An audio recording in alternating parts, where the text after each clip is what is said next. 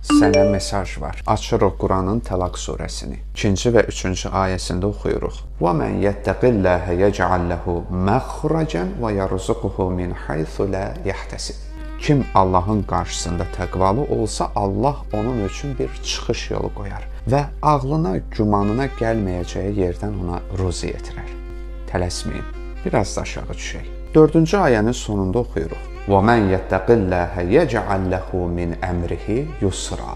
Kim Allahın qarşısında təqvalı olsa, Allah onun işini asanlaşdırar. Tələsməyin.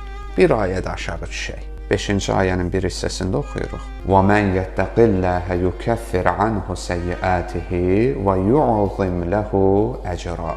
Kim Allahın qarşısında təqvalı olsa, Allah onun pisliklərinin üzərindən keçər, yəni bağışlayar və onun mükafatını böyük edər.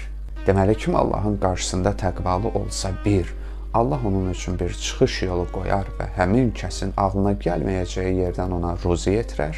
2. Onun işini asanlaşdırar.